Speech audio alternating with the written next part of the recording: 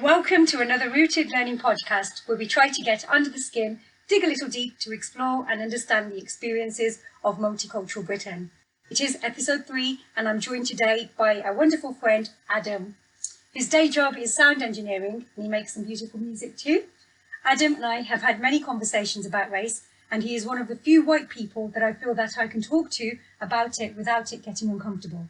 Today we will be chatting about white privilege, the white perspective and much more. Welcome, Adam. Thank you for having me. Yeah, so how are you anyway? Oh, not so bad, thanks. Yeah, firstly I need to start the whole podcast by thanking you and apologising. And I think you know why. Do you know why? I do, because you said it earlier. Yeah. But you don't need to apologise. No, I do need to apologise. So thank you firstly for the equipment. You were the person who loaned me all of this lovely equipment so we can do these podcasts.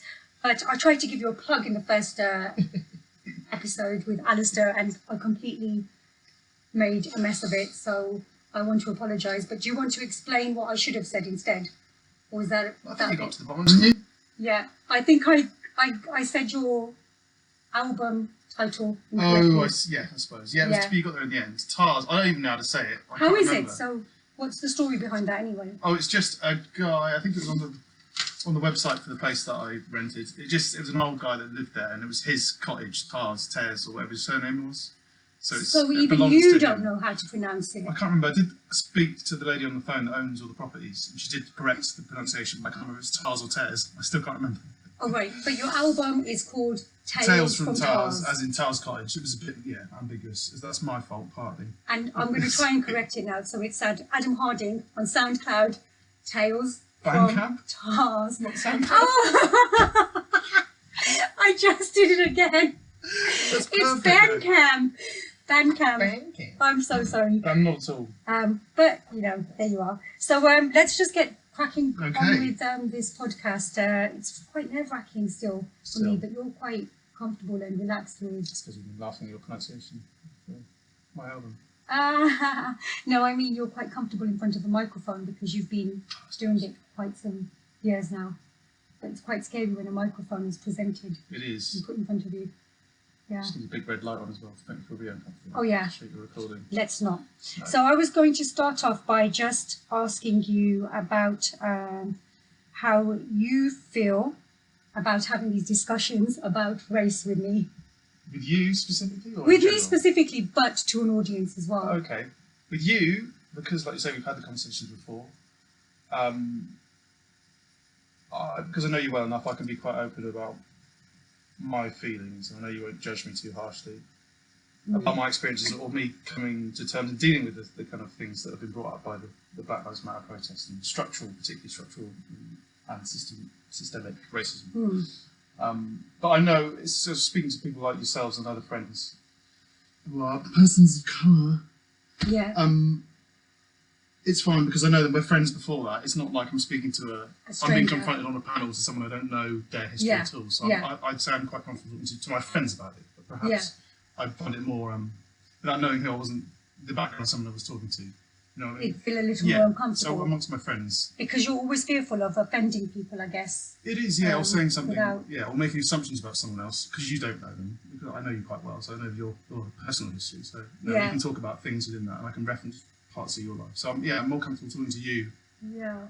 And I think I found it easy to talk to you because you do try to kind of place yourself into other people's shoes and consider other perspectives as well. Yeah, but I had to get there, to be fair. I wasn't just like, I'm amazing, I'm just naturally like that. I had to go and read or hear about other people's experiences to realise how big that void was between... But that's the important thing, that you're willing to go out there and find out for yourself. Where a lot of people, they're just, they feel uncomfortable, but they do nothing about it. Yeah. So I think that's the sort of thing I've been thinking about since you've asked me to do it, and why do they think like that, and how do you get there? And that's opened up the whole can of worms. And that's exactly what we're going to be discussing today. We're trying to attempt to address. So I've put down here, I was going to ask you about your kind of status, your class status, and it's quite a complex. Is it complex to say whether you're white working class or white middle class? Well, I just read the chapter from Renee. Yeah. And she- Which one? So the- you're the talking one- about the book, Oh, sorry, Why I'm yeah. No Longer Talking Yes. to White People About Race. Yes. Yeah. And I just read that chapter earlier Yeah. on So what was class that and about? race. Yeah. How she sort of says there's the old three class structure that's come from the Victorian era, Yeah. and how that's not the case anymore. It's more like seven Right. Okay. stratospheres, and she's talking about the disparity between wealth and culture and society. You can be middle class in society and culture, but not have the wealth, and she's talking Yeah. about how it's.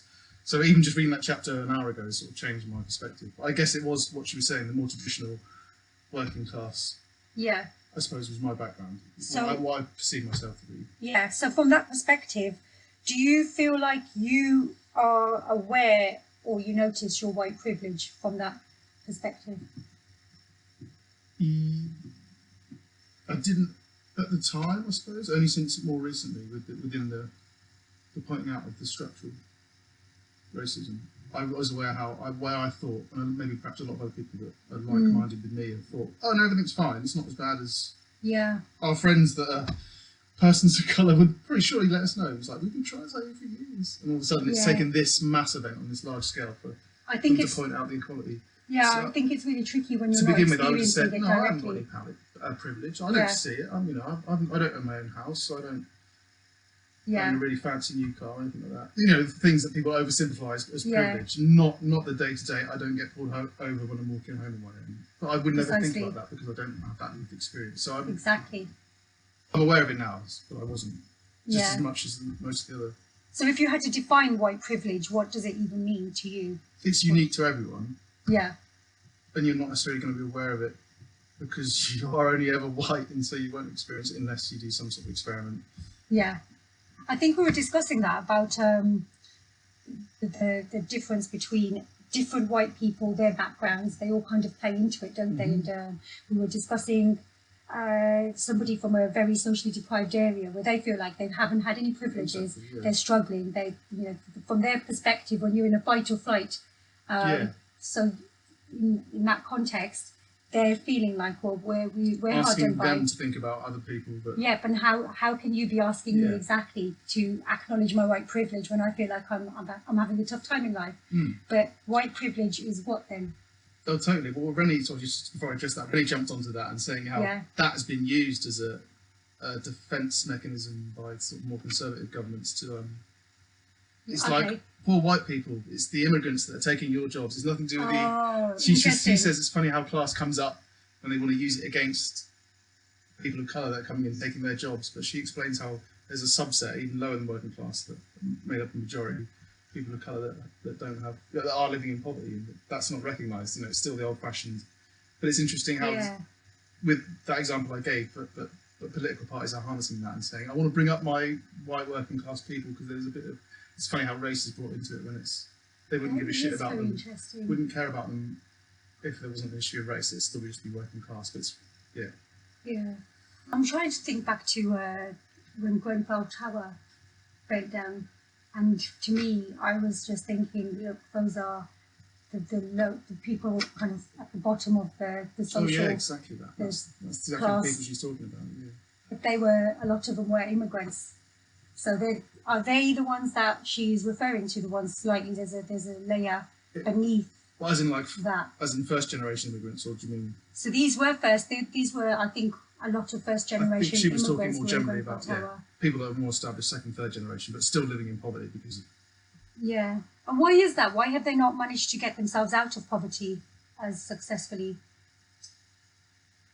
I have to try and remember what she said in there, but she does explain it quite well. She gives Yeah. her reasons behind it, Yeah. My kind of personal experience opportunities of and stuff. I know. things that I question from my background. I know Indians, they arrived, a big chunk of us arrived into this country around the 50s and 60s, and my family arrived in the 60s, and where we grew up, it was quite a middle-class white area, but as soon as immigrants started arriving there, obviously white people left, Right, okay, yeah. and so housing prices dropped, so it was more affordable, and who would move there then? So it'd be more of a culturally diverse community, and then the area, the reputation of the area declined as well.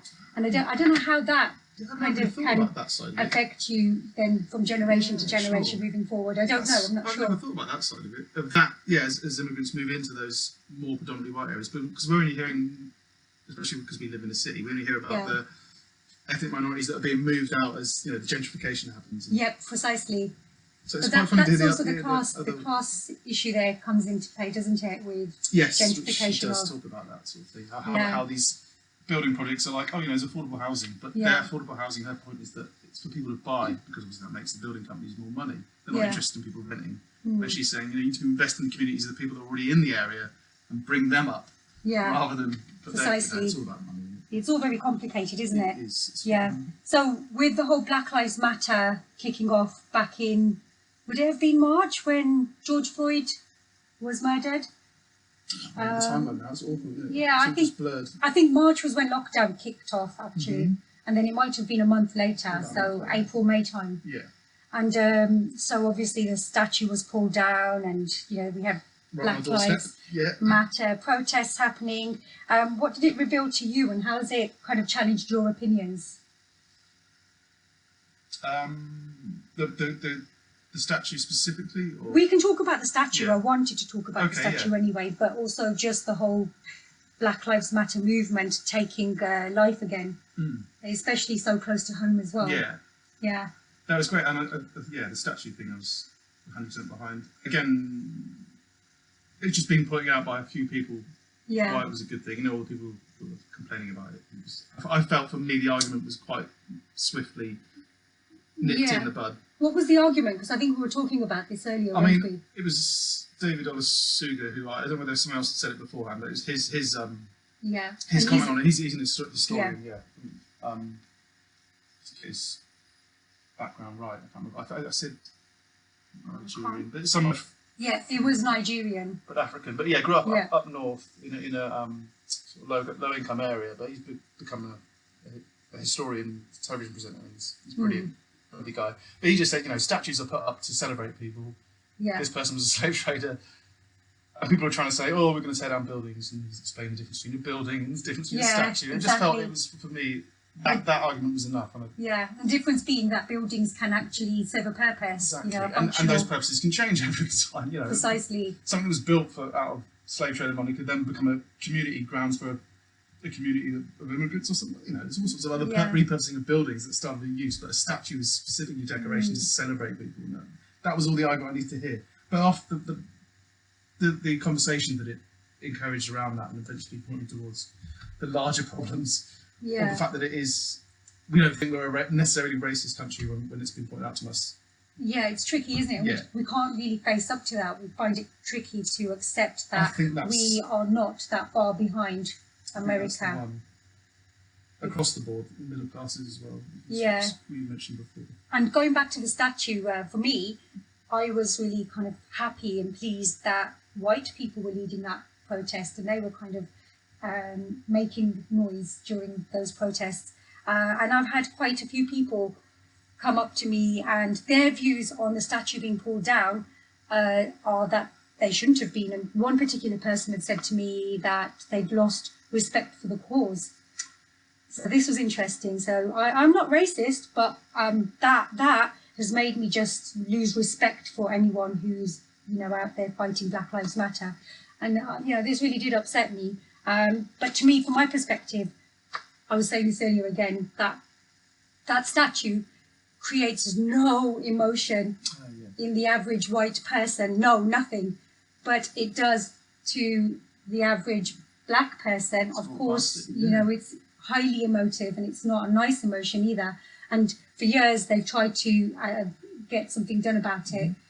Through the normal channels. Precisely, and that's not worked. And I think to me as well, when change happens, sometimes change doesn't happen in an orderly fashion. And we know that if we just look back at history, and we know during the French Revolution, it was chaos, wasn't it? We had the storming of the Bastille, and again, the suffragette movement was not a silent movement. And sometimes that's what it takes. Yeah. And that was my opinion. But what's your opinion on that? On the disruption, statues being pulled down. I did enjoy the act of people over, especially in the context of it not Yeah. It'd been complained about, or propositions having removed for the reasons stated, and that just being ignored. I kind of like the act of dissent. No one was injured, you know, it was done safely, and it was dragged. It was it felt like a beautiful statement to physically drag this heavy object across and then physically dump it in. Exactly. So there were kind of mixed reactions. I had also a white friend who messaged me, a white friend from the Midlands who messaged me to say, I'm really proud of Bristolians.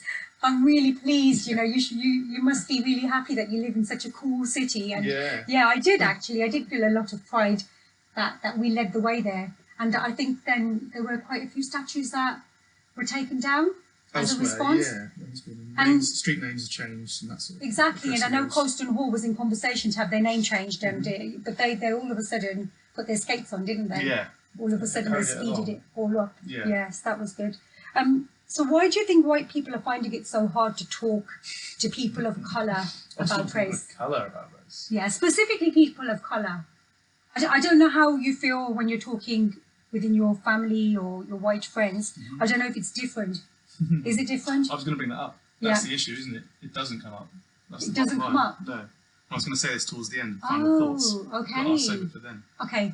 And that's been mentioned before, because it is such a taboo subject, I guess. Or there's that trying to find the right word, the awkwardness or the guilt or whichever word you want to feel about, or the taboo of talking about race in a society. You know, we're not supposed to talk about it because it doesn't exist. You know, we're well-rounded individuals, so it's very kind of nervous. It won't even come up, or if it does, there's an awkwardness or eyes go down. So it's almost like denying it, that it exists, and that it's a problem. So, like I said, I'm trying to think about it and trying to think about the more animal-human reaction of that, something you don't quite comprehend, and so you just don't want to. Yeah. It doesn't affect your day-to-day life because you're not a person of colour, so you're not going to prioritise it. Yeah. Because you're not constantly in a barrage of being placed to. I've had those discussions with my daughter as well, where we can't talk about the black experience either. Oh yes, sorry. Yeah. You know, I can talk about the Indian experience. But I can't really understand the black experience, and it could potentially be a lot worse than it is for me. But then saying that, I know also we were having that uncomfortable conversation. Just, it feels like even I'm walking on eggshells when I'm trying to discuss race. Firstly, I feel like I'm still myself not educated enough, even though I've got first-hand experience of racism in this country growing up as a first-generation Indian. Growing up in quite a mixed area and then into a very middle-class white area. So I've got quite a broad experience of racism, and then recently my daughter had that experience as well. But then I can't ignore the fact that sometimes there is that racism within our own culture as well. So I can't sit on my little throne and ignore the fact, you know, just I have a right to accuse you of being racist, and you need to be aware of your white privilege, when I can't even acknowledge my own biases or take the time out to find out about them. And I think that's really important to me now. And even the whole Black Lives Matter issue and everything has flagged that up to me. It's really brought it forward to me that I can't just ignore the fact that we have issues within our own culture that we need to address. One of them being colorism. Yeah. So we were discussing that earlier, where fair skin is celebrated. It's considered more beautiful. Yeah. And that's something we need to change within our culture. Yeah. Yeah. Structurally. Humanity and differences and stuff. Yeah, no, it's a funny one. But maybe thinking more about using the word privilege more generally rather than around white privilege. But I'd say, you know, in perhaps I wouldn't. I was thinking about this the other day. There is a privilege that I maybe don't acknowledge or have just done now, that I've got people like yourselves, or I can listen to your stories, or my housemate Az's, and I can hear those individual experiences. If you are in an area where you don't get to speak to those sort of people, then you're not going to know the individual human stories. And I think for me, they're the ones that can not convert you or can make you see the experience. When you see an individual human telling you about their specific, rather than general statistics of this many people are pulled over because of the colour of the skin, and you hear those individual ones. Yeah. I don't know, it's just a bit more. So I think that's what everyone needs to do. But I'm privileged in the fact that I live in a city, or I can afford to live in a city. You've got those diverse friends as well around you. So I need to recognise that. Or if I'm doing it, why can no one else do it? But then there's very specific needs that I've got that have been presented to me, making it a lot easier. Do you know what I mean? No, I totally get that. I feel like that's my privilege as well. The fact that I have a broad range of minds around me and they challenge you constantly. Yeah. I wouldn't be sitting here wanting to learn and question this whole situation, question my own unconscious biases, had I not have exposed myself to all of those minds in the first place. Does that make sense? No, totally. Yeah. I think you were talking about your friend actually, and his experience of growing up in quite a white middle class area. That was in context of culture and music, because he's a musician as well, isn't he? And how actually he's been more influenced by the music of his predominantly white friends in the kind of area he grew up in. I don't know if we're allowed to talk about this. I'm not sure, because again we're always worried about offending. Even I'm worried about offending, and part of me feels like I've got the privilege to get away with saying certain things. Oh, it's fine for me to say that because I'm brown, so it's okay. I do sometimes. Show you how complicated it is. It's very complicated. Every angle before you commit to an answer on any of these sorts of It is a bit cheeky because sometimes I do bait people in and then they do something and that's a bit racist, isn't it? So I am a bit kind of.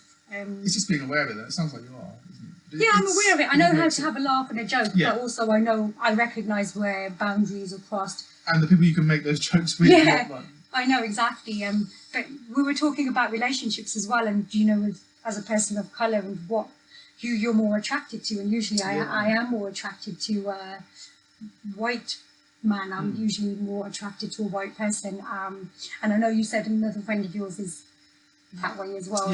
Spoken about those kind of biases and acknowledging them, but again that's because of that the society we live in, where white is best, or features that are associated with Caucasians are elevated as the. Do you think that's what it is? I don't think that's what it is for me. No, I don't think so. You don't feel like being brought up in a British society and having that rammed down your throat, seeing on all the big buildings. No, I don't think that's. I think it's probably just a biological kind of.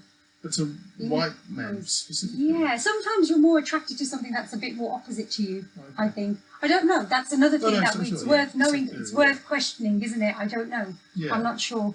But I don't know if we've gone off topic now. There must be studies. I can't remember. Yeah. It's so much cross subject, isn't it? It's difficult to. I know it's really hard to kind of.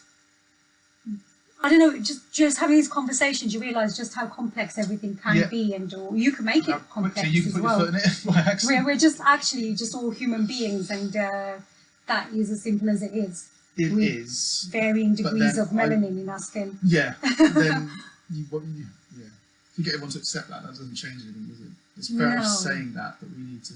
How much do you think capitalism plays into it? Like the origins of racism in the first place? How much do you think? Economically. I suppose it's. Economics has always kind of been the driver in slave trade. Oh, exactly, and the whole British Empire and empires before then. Organic machine that can do stuff for you. You don't have to pay it. Exactly. You own it. Precisely. You can make it breed to have more. It's just. And it's all about greed, and it's all about money, and it's all about power, but how are we going to justify it? If we can exploit people, how are we going to justify it? So it's just a narrative that we've been... They don't know anything. We're saving them. We're sorting them out. Exactly. It's well documented how we justified it in the past. Yeah.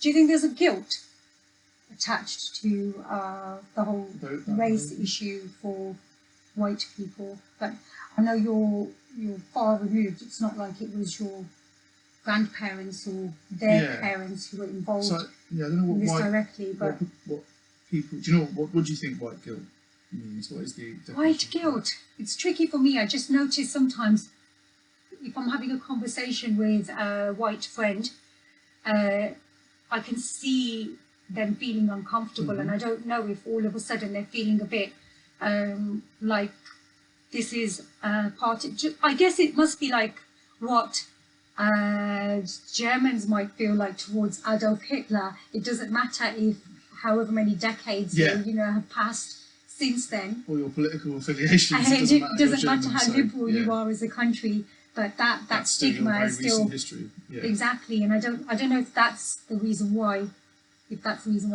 white people might carry guilt. But do you think they carry guilt, and where do you think it comes from? Well, when we were talking earlier, sorry, I was looking at things. That's right. The guilt, as I understood it, or perhaps the one that I felt initially when that was kind of pointed out, was that, oh yeah, we do live in a very biased, as much as we thought it was pretty liberal and fair, Yeah.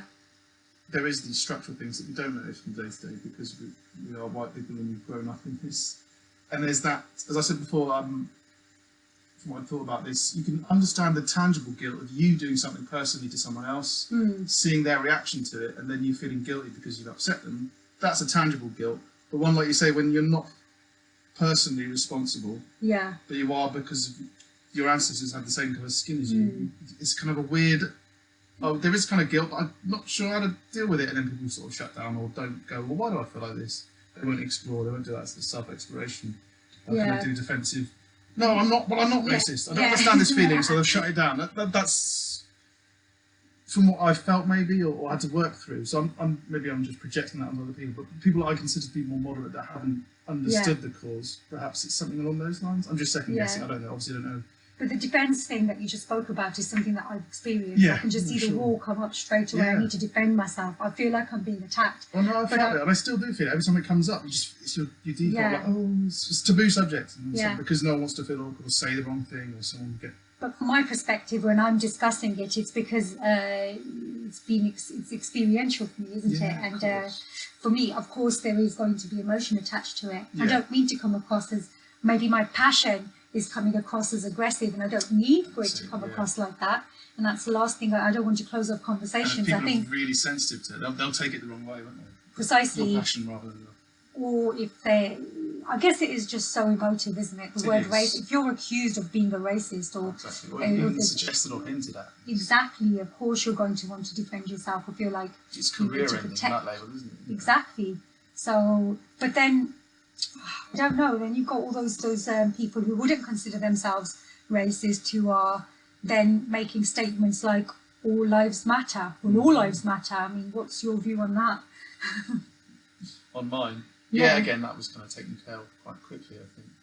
Well, that statement works if we grabbed all the money and wealth in the world and all the people and gave everyone the same amount of money and the same opportunities. You know, if we knocked everything down and started from scratch, and everyone had an even starting point then that would be all lives matter because we obviously don't live in that. We didn't start like that, exactly, and you've got that. And I'm guessing again, those people, again, not wanting to defend them, but the people that live in predominantly perhaps white areas that don't have any people to speak to or experience, and their experience of people of colour is from the media.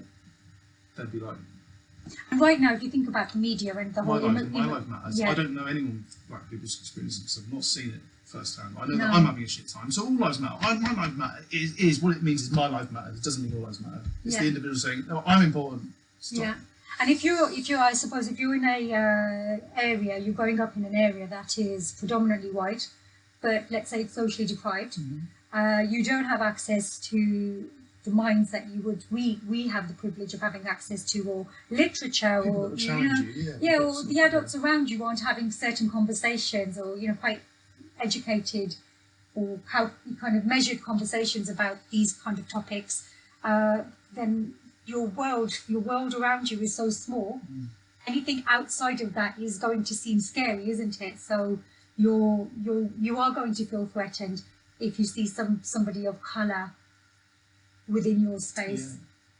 You aren't going to understand them so much. You're not going to be as welcoming towards them either, are you? So I think we're still stuck in that mindset in pockets of Britain. We still have that very, I would say, post-war. Would it be post-war? So when immigration... that was the boom then. With the Windrush, and then we had our first generation Pakistanis and Indians moving here as well. What I find hilarious, I'm just going to go off topic again, thinking back to the 2016 election, and I remember the whole argument.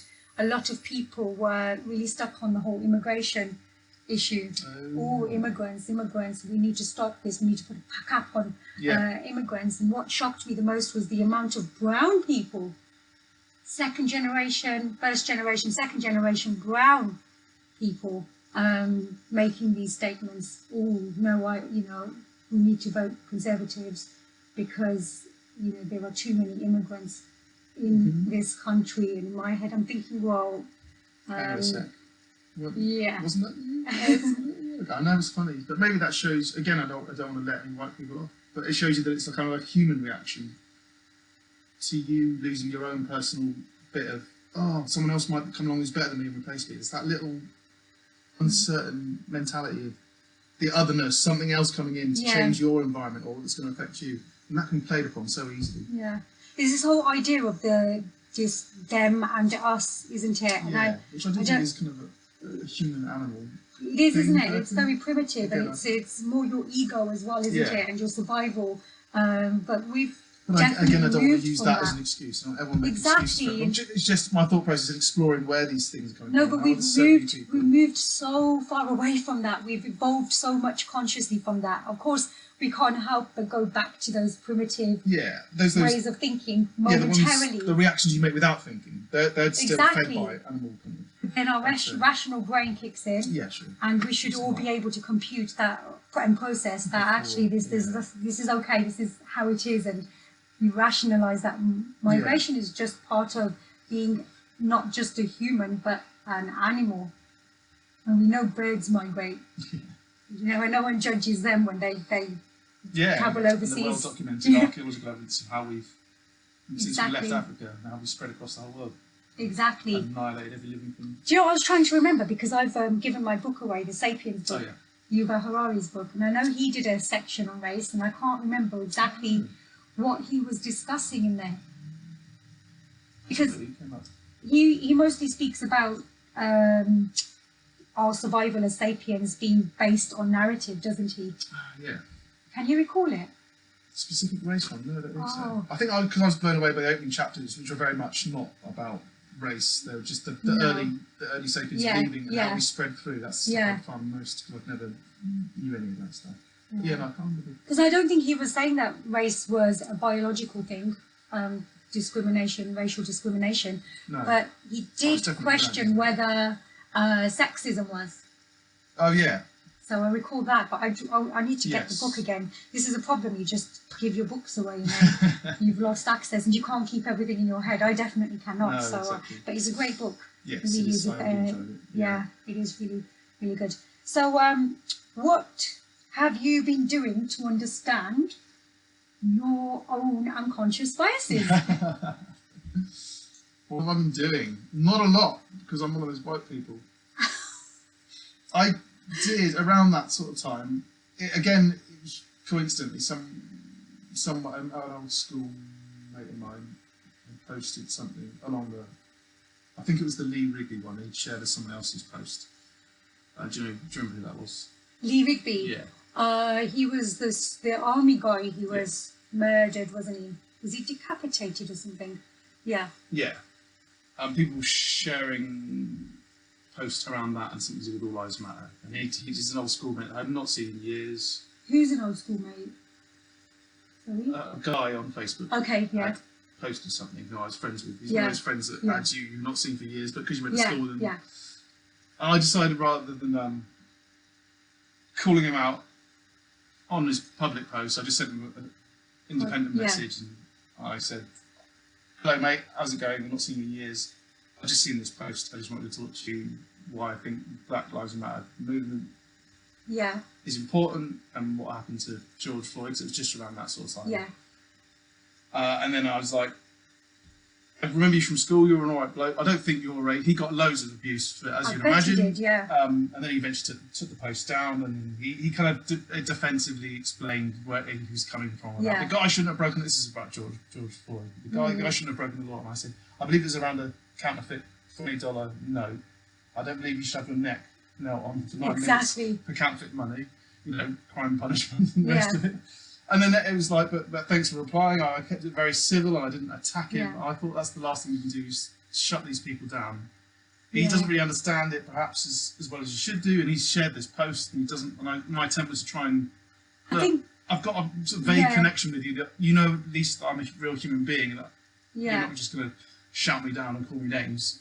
I just chose that opportunity because I have a very connection with him to try and go, look, mate, Yeah. it is an important thing. I tried to explain how it was. I probably didn't change his mind, but it was that's the one attempt I did off the back of that. Yeah, that's what a lot of people kind of are expecting. People of colour are expecting from white people, aren't they? They're expecting, if you want to show that you are not racist, show that you are anti-racist. Yeah. So that's all about Yes. kind of actively. That's all come out for me with this current Black Lives Matter thing. It was very Yeah. much just like, right, we've told you white people, stop asking us, we're fed up. I mean, Yeah. Rennie's book as well. Yeah, Kind of exactly. explains that, and that's quite an old book now, isn't it? Well, her blog was 2014, I think she said. In the opening. 2014, yeah. So I So, read you know, that it's book been in around for a long time.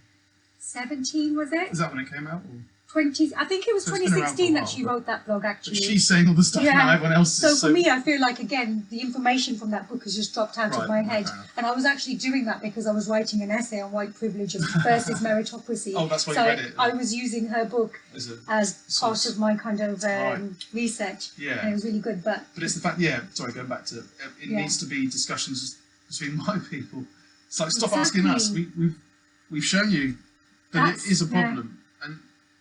And you're sat at top of the pile, so we can't Exactly. change it from down here. You guys need to. And that's how And it's I felt convincing about all of us the to whole do it. protests that have been taking place in Bristol. I love the fact that it's just a lot of white faces there leading the way. And I just think it's important that they keep doing that because Showing I this. hate to say it, but they're the ones who created the problem and they're the only ones who can really put an end to it. Yeah. And I have heard the arguments as well. Oh, well, racism, it existed during the Roman times. We were discussing this again with the Roman baths, weren't we? I don't know if you want to elaborate on that. Oh no, it's just Yeah. again, David Olusegun's taken it upon himself on Twitter just to take down all the stupid comments, even though in spite of being told to ignore it. But his argument was that at least someone reading this that kind of agrees with that statement, I can then show them. At least if this, Yeah, it's just a troll, yeah. but I'm just going to show them, explain them why this is not the case. And this is an example of someone saying about, I think it was about the Roman baths Yeah. that were created when the Romans Yeah. were here. This chap said, "Oh, we should take the statues down from the Roman baths in Bath because they enslaved his ancestors when the Romans came over here." And then David Olusegun pointed out that those Roman statues were added by the Victorians Yeah. a couple hundred years ago, so it had nothing to do with this. And this It's is the just thing, that isn't sort it? of thing. Education is Exactly. power, knowledge is Yeah, power. Yeah, and he's And- working from a great position when they're trying to attack historical events, and he's just so knowledgeable. Yeah. So. So going back to that, I know that some people are of the mindset, well, racism, it existed during Roman times and it's always existed, and slavery as well. Slavery is still a modern day documented. issue, and Yeah. yes, but we've just had something arrive to us. It is the Black Lives Matter movement. It is a very important movement. We can't deal with the whole world Yeah. in one go. This is the one we need to deal with right now because it's the one that has been presented to us. Totally. I think the best response to those statements about modern slavery is like you just turn around your head and go, okay, who have you donated to then to help out modern slavery? You're using this as an excuse. What have you done then? Come on then, you're saying it's so important Yeah. to the people that are saying that, Yeah. and they 9 times out of 10 Yeah. haven't done anything themselves. And it's like you can't fight every cause. You just can't go out there and fight the Oh, I know, but I'm just saying that as a pointless argument because they Yeah. wouldn't have ever donated to modern slave issues. Exactly. So It's just being brought up. Oh, He's yeah. quite good at putting that. Again, that was one of David's. so do you follow him on Twitter? Do Yeah, you? that's right. Yeah. Yeah, that's really cool. So what do you recommend that other white people do? That's the biggie, isn't it? And we aren't doing it. This is what I was going to say at some point towards this. It's the fact that it's you and me having this conversation, not two white people sat here having this conversation. And I Yeah. think it'll be a long time before any of us do that. Do you reckon? Yeah, because we're not. So when was the last time you did attempt to have a conversation with just I a haven't. bunch of white I people? You if I'm haven't. honest, no. It just doesn't get. No, brought I up. mean, if you're out having fun socially, it's the last thing you want to course. bring up. It needs to be taught, so it needs to be a specific environment. So I recognise it's. But That's I interesting. have to put my hands up and say I haven't been doing it. But it's Yeah. just finding that right moment. Yeah. And it won't come up unless there's a person of colour there who can bring it Do you up. reckon? Well, why would it come up? Again, because if everyone feels so awkward about it, they're not going to Yeah. actively change the whole mood about it. Unless it perhaps comes up. Again, I can talk about my own experiences. But then there's plenty of things you can do. I think an analogy I quite like, see it, I'll run this past you, see what you think. Just think about the environmental Mm. I'm not at all comparing the two, but you think about how long we've known about the environment, Yeah. and particularly more recently as weather conditions and Yeah. floods are getting more and more. And we have Extinction Rebellion also. There you go. Another So it's well huge documented. movement. So there's Yeah. a lot of parallels there. Yeah. What have you done, or what have I done? Are you choosing to take less holidays abroad? Well, should yeah, I turn down the that jobs choice that of taking fly? less holidays abroad was taken out of my hands with COVID-19. Yeah, to be honest. absolutely. But before that, perhaps. Before that, But I'm just trying to give you an example of how, if it doesn't affect the environment, doesn't affect you day-to-day life, Yeah. then it's going to be out of your head, and you're not going to think about it. You think, oh, I'm going to nip to the shops. I'll jump in the car. I can't be asked to walk. But it's those little choices that are all going to have an impact. Do you know what I mean? I'm just trying to give you a. I think this is what I was saying to Ali, that he hasn't necessarily been in a relationship with a person of colour in this country until me. No. So he hasn't In this society, experienced it firsthand, and now he's experiencing it firsthand, what it's like, and it's a new experience for him because he's never had to directly see what the impact of deal with it face to face. racism can have on someone, and the way that their mindset. For example, I recently, after Maya was attacked, I mean, it wasn't like a physical attack, but still a bucket of water being chucked over you, and racial slurs thrown at you, and it's highly unpleasant. But it brought back old feelings for me where I just needed to feel reassured that there are other coloured people around, so I felt safe. And I guess you can't appreciate that, and he couldn't appreciate that until he experienced it through me. So I guess it is all kind of, it's new for you, isn't it? Yeah. It's a very new experience, and it is very uncomfortable, but it's so important. Yeah, exactly. But it's convincing people that they should stick it out. And it's go so through the difficult to pain. convince people to do it when it doesn't affect their everyday life until you can prove that it does. Yeah. So I guess the more direct approach isn't as good as that. But I want to bring up cooking, but there's things I think you can do. Again, it's a privilege because I do know you, but do you want to explain about what we did the other day? Cooking about 2 months back, was it? Yeah, It might have been 2 months back when you you insisted, because you come around quite a few times, quite a bit just for food. Not just quite a bit, yeah, but totally just for food. Yeah, I'm mostly, just exploiting you for your food. Fully, That's exactly 100%. Yeah. Yeah, but that's what fine. time's dinner? I have to, I have to buy your friendship, but that's fine. Thank goodness you like spicy food. And so you're always keen. You're a keen cook, aren't you? And you'd asked me if you could come by and learn how to make samosas, and I was like, after having tried some of yours, I don't think. Did I make them? I think I did. Yeah, because I wouldn't have thought that otherwise. Yeah, you're right. So I was lying when I said I hadn't made them for years prior to that. Oh yeah, you said about 4 years. So It yeah, must have been because I think because you sent me home with them. That was it. And I took them home and I was like, oh, how do you make these? And yeah, like, so I'll I teach made you. some samosas after many years, and you'd come round and had a nice curry and you had samosas with it, and then you were really keen to learn, so you came by and we had a little. It was really cool. It was like going back to childhood and having a whole samosa station. To the production line. Yeah, I could just picture it. Yeah, a few other friends as well. Yeah, it was really cool. As well. Yeah, so you learned how to make samosas from my family recipe. Yes. Yeah, and then most disconcerting because I'm used to reading cooking books and following instructions. Yeah, and then what did you do the next day? I made it. So it was good. That was a good experience for me. But I think the things that I liked about it were the fact that those little anecdotes of the personalised bits of you saying about your production line. So I got a little glimpse of your childhood. Yeah. And then it was the things like the squirt of tomato ketchup, which I quite enjoyed. I just thought, it's a kind of it's a British thing, perhaps. Putting tomato and ketchup it's into something something. to your parents, and they think, put a bit of tomato vinegary, squirt that in. I just like that appropriation, a positive one. This is the ingredients that are around you. You just use them. So it became your thing. I could have looked up a really fancy middle class Indian book, and it would have like chickpea flour is the right flour you should use. Yeah. But I got a proper British Indian working class. This is how we make samosas with it's normal flour, and I just like that bit. But that's just. I don't know, it was lovely, and it was fun to do it because it did stir up old memories for me, and I don't really go down memory lane very often, so it was really nice. And it's nice to share that with your white friends or your other people of colour as well. It's just nice to share your culture with others, and that's what I love about this country, that we are multicultural, and we've got this big thing to deal with, but we've got so much to celebrate within this. Exactly, it's a celebration, isn't it? And I think that's the other reason why I think some white people feel a little kind of their guard goes up, because to them they love it. They love this whole multicultural experience, and food and music and everything is part of it. And then all of a sudden they're confronted with this the human behind it. You can't just what's the right word? Handpick the bits. Cherry pick is the right word. Cherry pick. Oh, I like the food. I like some of the music actually. I like a bit of that. But I don't want to know about your concerns, your day-to-day life, about how difficult it is for you to live in this country. I just want your courage. I don't want. Do you know what I mean? And now you brought it up, and now I feel uncomfortable, and now I'm going to say I'm not racist. I'm not racist. I'm not racist. My friend's black. And then that just almost makes it worse in some ways. Yeah. And that's something I don't know why it makes it worse.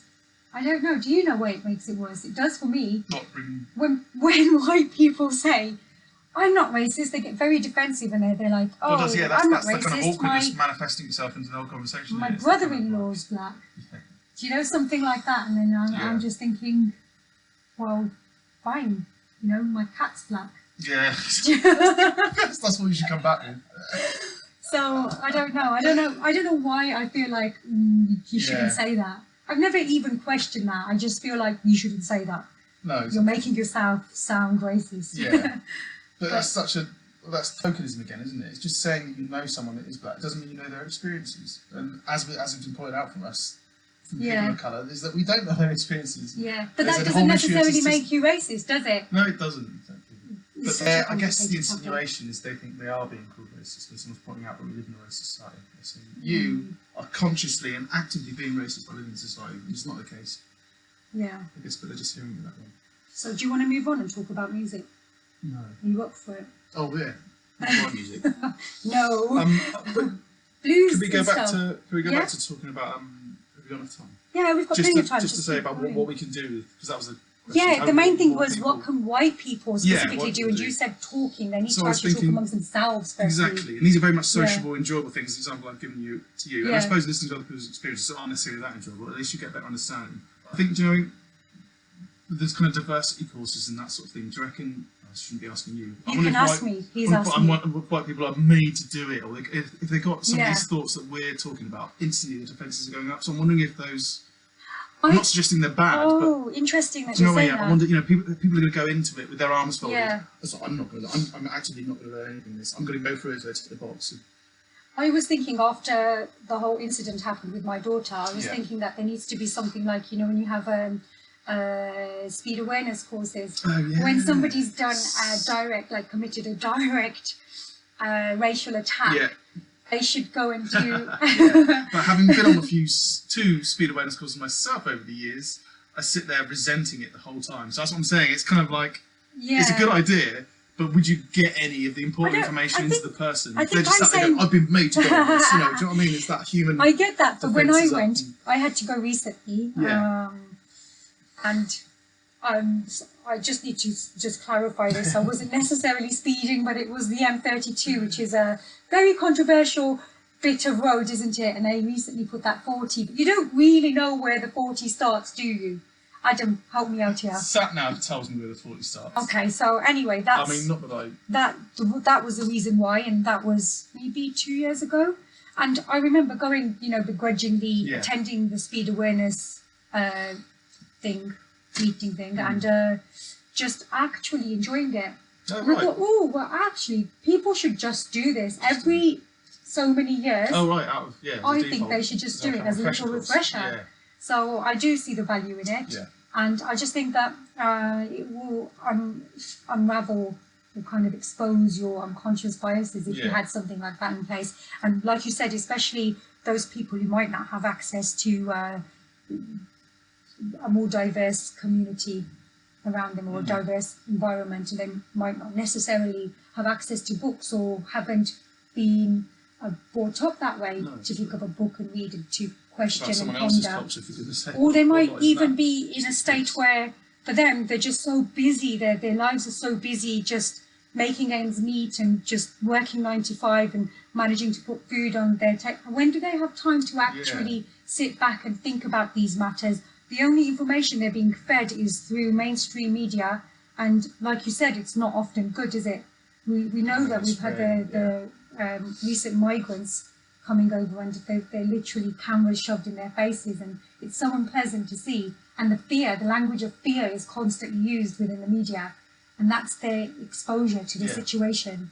So, and then we've got people in power who make blatant racist comments, get away with it, and then claim that they are not racist. So that's the example that they have presented to them. Yeah. Yeah.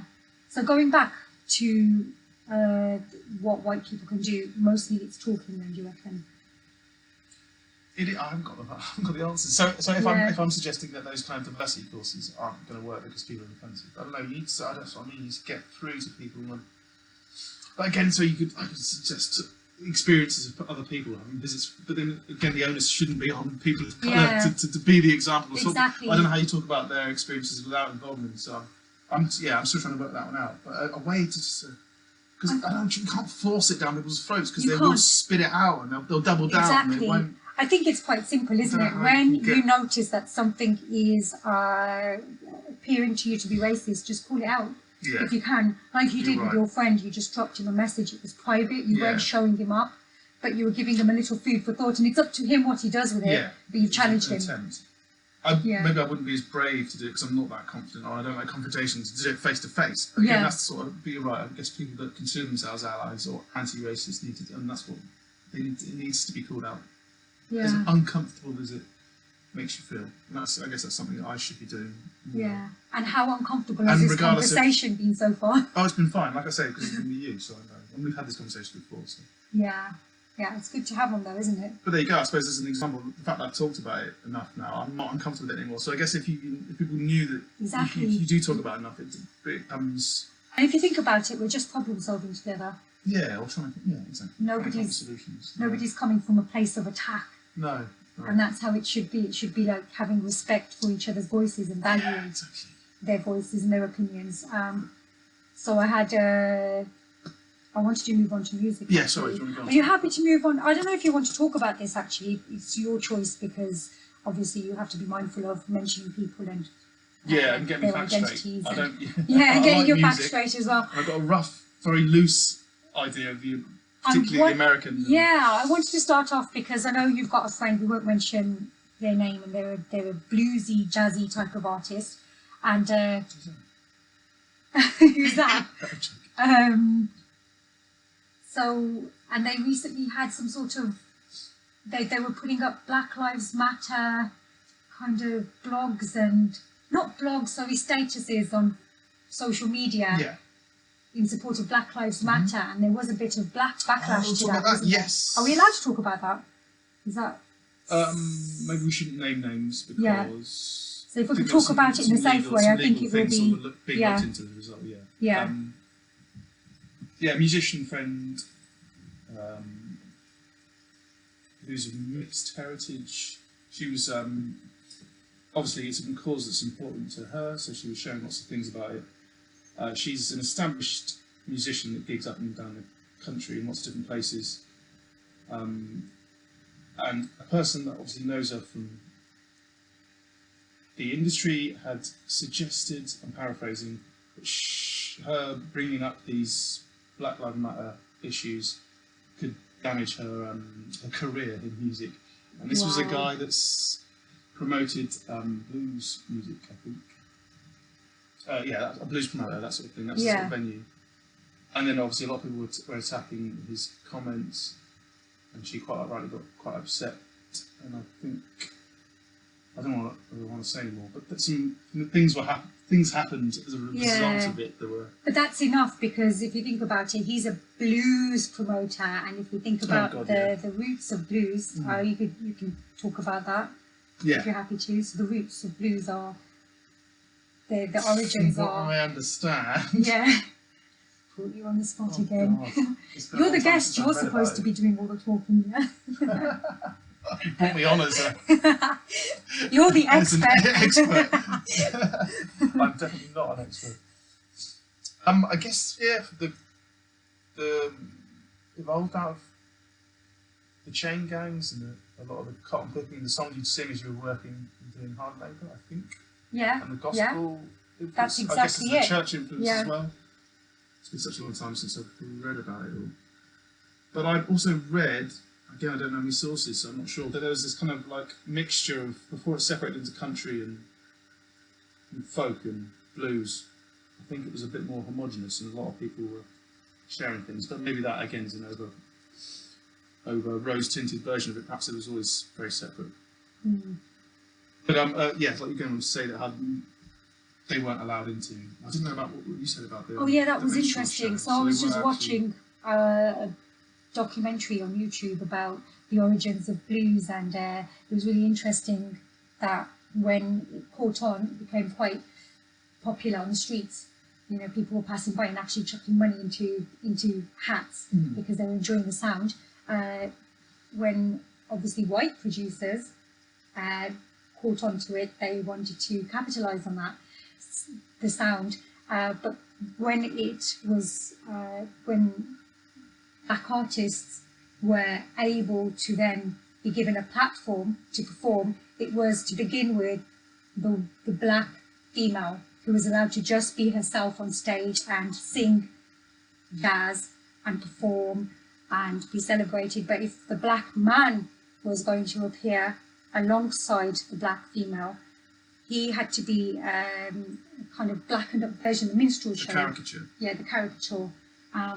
So yeah, and then the other thing that I found really interesting, I'm still watching it, so I'm not very good at explaining it, but what was his name again? Lead Betty. Belly. Lead Belly. Lead Belly. That wasn't his actual name though, was it? No. What was it? It was Buddy Ledbetter, that's right. Oh, right. So his actual name was Buddy Ledbetter, and he was a convict. He was actually, he had murdered, I don't know, 2 people maybe, I don't know his backstory, but he was a convicted murderer, and he was also a fantastic musician. And I didn't even realise that Nirvana's My Girl was his song. I don't know if it genuinely is his song, but Yeah, I heard originated. the song called The Pines was a traditional, again, but it's so old that no one knows, but that may not be correct. Maybe it was. Yeah, but he might have been the first to perhaps record it. Or, yeah, I'm not sure. I think I need to just have a quick look at my phone quickly, because there was something that I took a picture of while the screen was on, because I was quite fascinated by it. Okay.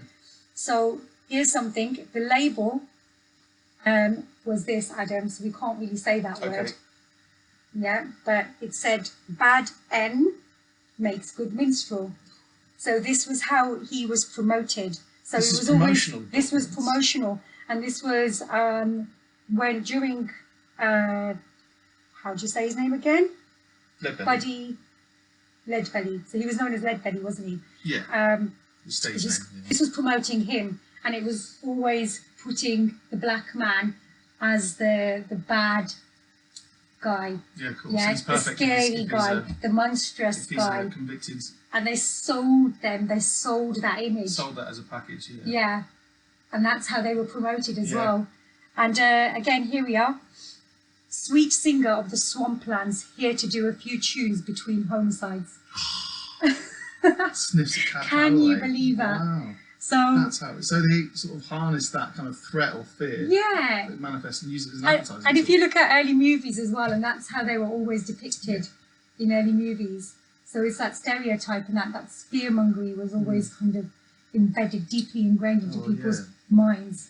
And it wasn't just through history; it was also through their media and propaganda and films and music. And that's paper based, not even. Exactly, because it's that social fear, media. isn't it? You don't want to have that other person gain power. Otherness, yeah, or the fear of the unknown and those sort of things that are quite easily played upon by, I suppose.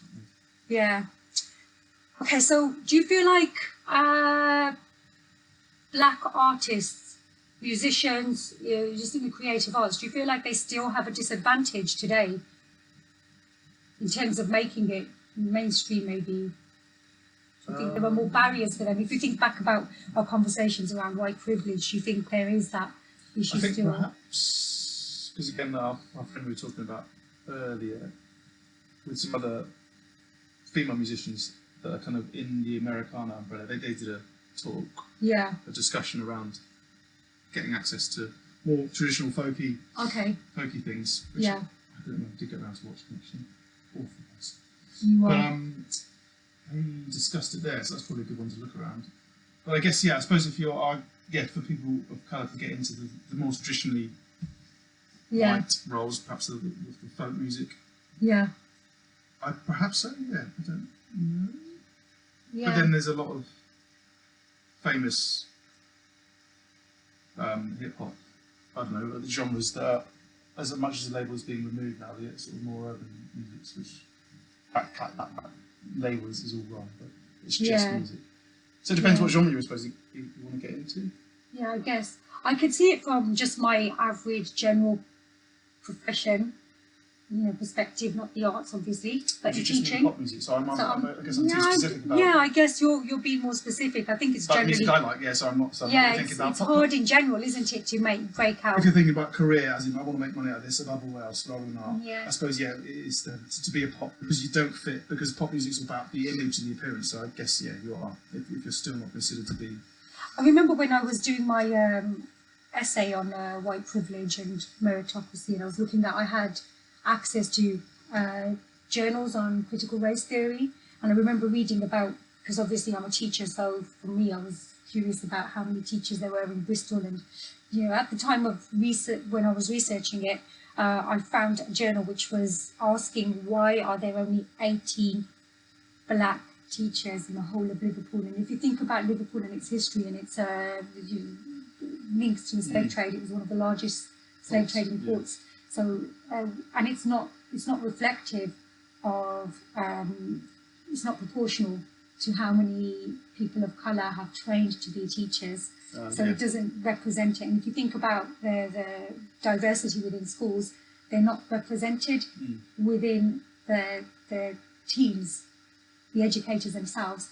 It's not representative of the cohort of children. Yeah, okay. Yeah, but within this article, within this journal, it was also discussing places like Nike, for example, where it's cool, isn't it? It's a bit edgy to have mixed race skin in particular, or so there's higher employment there because it's more cool, isn't it? It's an image thing, isn't it? And I just actually getting work and being employed by Nike. Yeah. So it depends on the brand, doesn't it, in a way as well? I see. Yeah, you want to remain popular. Yeah. Go with the current trends, and again, that's the cynical way of looking at it. It's driven by money, so maybe that's it. That's how we. Yeah, I mean I don't know how you can make the cause of people of colour. You can't really monetize it, otherwise we'd fix it by now. Yeah. That's what I've worked out. If you need to work a way out of making money out of something, they'll do it. Exactly, and how do we monetize? That was the reason why the racial slave inequality? trade. We have to remember that the slave trade eventually came to an end because it just wasn't profitable. Yes, we had loads of humanitarians fighting the cause. It wasn't profitable because of the Industrial Revolution, wasn't it? Yeah, That's and why. it was also, I think, second generation slaves who were revolting as well. Oh, okay. So it wasn't profitable because they were revolting. It would have made more sense to pay them a little money now. And also, I think the profits from the trade wasn't being spread as wide anymore. So it was more concentrated to a few slave traders. Oh, right. Like monopoly, like you see in. Exactly. So that was when the government was ready to make change. And then isn't it great when you can be the person leading change, isn't it? We're the government, we're the country that led change. But while it was profitable for them, they were not interested in any kind of abolitionists and their lobbying. So that's interesting as well, isn't it? And then the big payoff as well. Exactly, that big payoff was 2015. 2015. Yeah, so I don't know if you want to explain the story. The story, as a history, but the history of talking at school, generally the consensus is that good old Britain stopped the slave trade by 1807. freeing the slaves. Yeah. That's as much as we knew. As it turns out, they paid off. So rather than saying you can't sell other humans as commodity, you shouldn't do that. What we're going to do, we're going to buy them all off you, so they still have value. Yeah. So you're not out of pocket. We're going to give you money to keep us in debt until 2015, long after we all die. It's crazy. Imagine if they did that now, I guess, is what I'm comparing it to. Okay, we're going to get rid of heroin. We're going to do it in one fell swoop.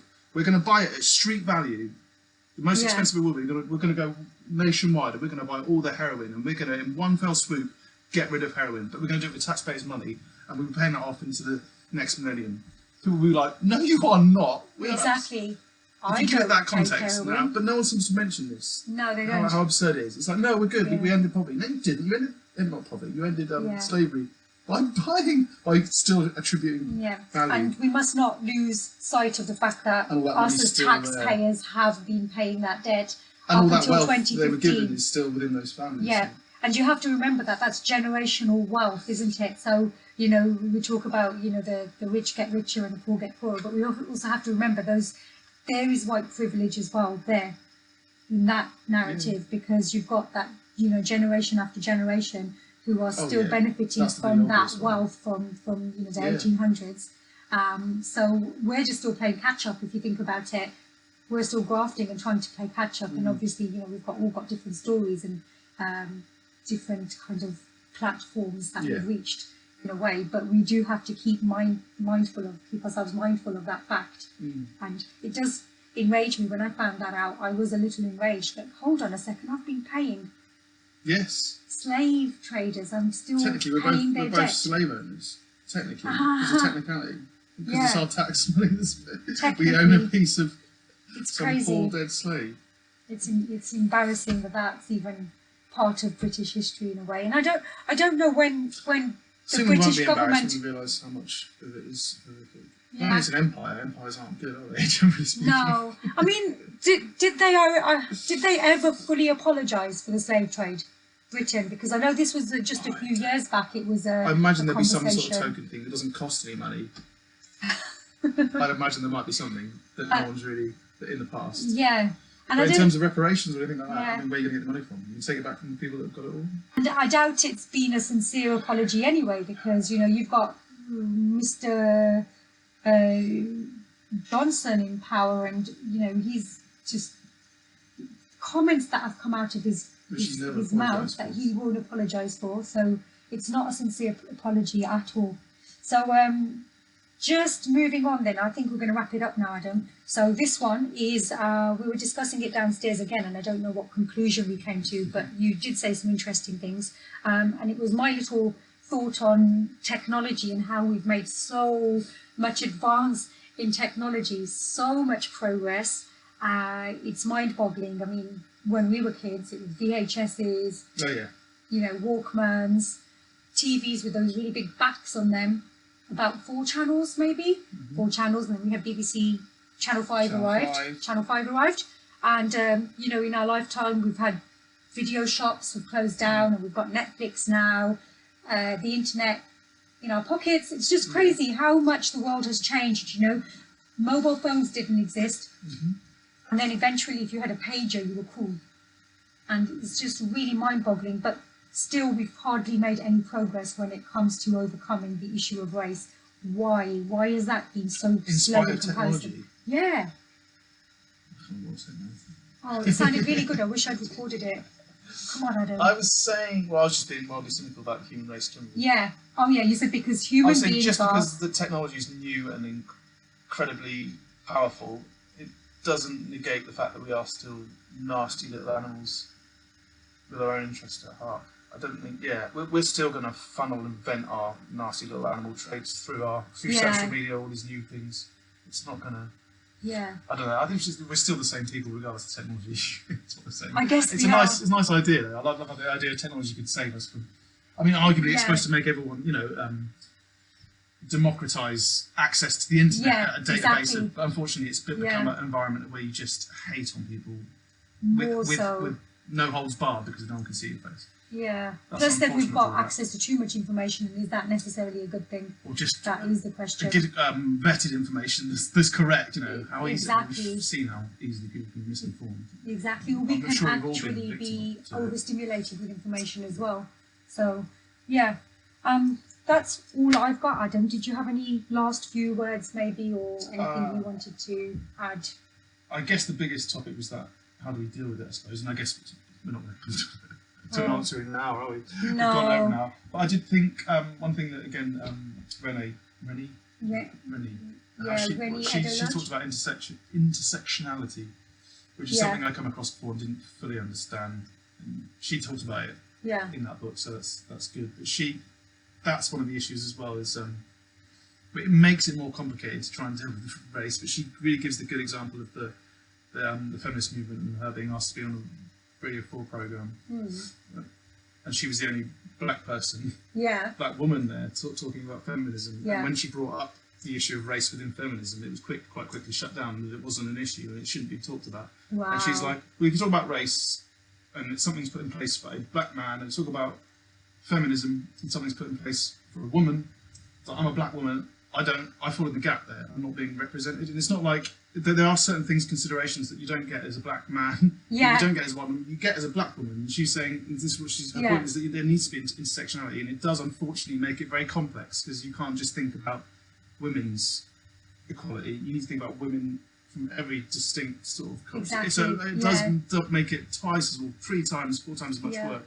I think she's onto something there. It's going to take such a long time, but it involves the intersectionality of everyone, like we talked about with working class people and their stories, and it's going to take thinking about everyone, and it's which is really intimidating, daunting prospect. It really is. I think she's, as much as that's the most difficult, not difficult, annoying answer, I think it's going to take a long time. It's that sort of stuff. It's trying to think about everyone. Yeah. As you get to it. And that's the key thing, isn't it? It's just so complicated, it's so overwhelming. But if you want to boil it down to something simple, just be kind, just be nice. Just be kind, be nice, and keep talking about it. And the more, and as I found, the more we talk about it, the less uncomfortable we feel about it. And we can start talking about it as human beings. Yeah, and be a little forgiving. I think we are going to trip up. We are going to say something that might offend someone, but we're not doing it on purpose. And we're happy to be called out, but called out respectfully. And even me, from my perspective, I'm not going to. I don't want to ignore my own biases and the ones that I've been brought up on as well. So they will be discussed, and I want to keep contemplating them as well. But that was great, Adam. I had a good time chatting. Yeah, thanks. Taking too long, an hour and 10 minutes. That's all right though. Yeah. Bye guys. Bye.